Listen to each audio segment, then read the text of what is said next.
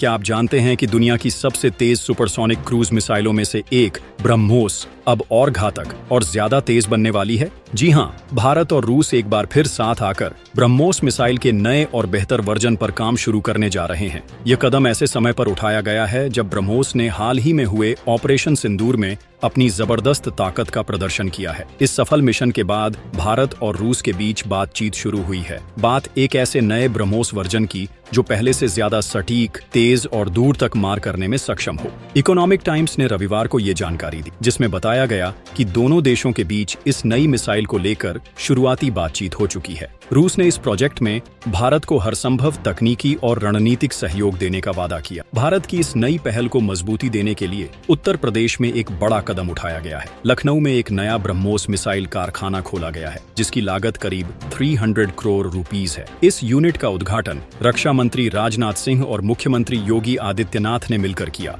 Uttar Pradesh defence industrial corridor के तहत 80 hectare में फैली इस यूनिट में एक एंकर यूनिट पीटीसी और 7 सहायक सुविधाएं शामिल हैं। इसका मुख्य उद्देश्य है भारत को मिसाइल उत्पादन में आत्मनिर्भर बनाना। बात करें ब्रह्मोस की ताकत की, तो इसकी रेंज 290 से 400 किलोमीटर तक है और इसकी टॉप स्पीड मैच 2.8 यानी आवाज से करीब 3 गुना तेज। इस मिसाइल को धरती, हवा और समंदर तीनों जगह से लॉन्च किया जा सकता है और दिलचस्प बात यह है कि पाकिस्तान या चीन का कोई भी झांत एयर डिफेंस सिस्टम इसे रोक नहीं सकता। अब अगर बात करें आर्थिक असर की, तो इस यूनिट के जरिए भारत न सिर्फ मिसाइलों की कीमत घटा सकेगा, बल्कि नए रोजगार भी पैदा होंगे। पहले ब्रह्मोस के कुछ अहम हिस्से रूस से मंगवाए जाते थे, लेकिन अब वो भारत में ही बनेंगे। इससे उत्पादन की प्रति यूनिट लागत में भी गिरावट आएगी और मेक इन इंडिया अभियान को जबरदस्त बूस्ट मिलेगा। आपको जानकर हैरानी होगी कि एक ब्रह्मोस मिसाइल की लागत अभी करीब 34 करोड़ रुपीस है,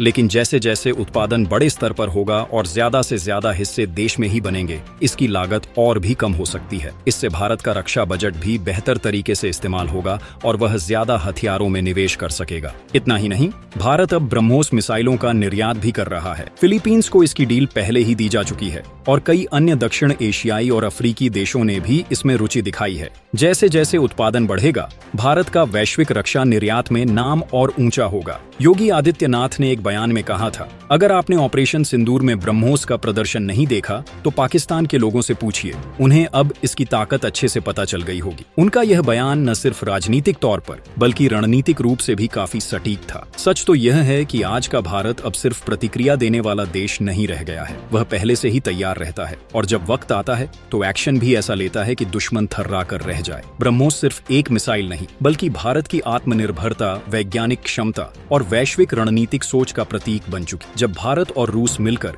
इस ब्रह्मास्त्र को और भी घातक बनाने में लगे हैं, तो यह साफ है कि आने वाले समय में कोई भी दुश्मन भारत को हल्के में नहीं ले पाएगा। यही तो है आज के न्यू इंडिया की पहचान, तेज, सटीक और आत्मनिर्भर। और अब सवाल ये है, क्या पाकिस्तान अगली बार सोच समझकर कदम उठाएगा या फिर ब्रह्मोस के नए वर्जन की गूंज उसे होश में लाएगी? जवाब वक्त देगा, लेकिन भारत तैयार है पूरी ताकत से।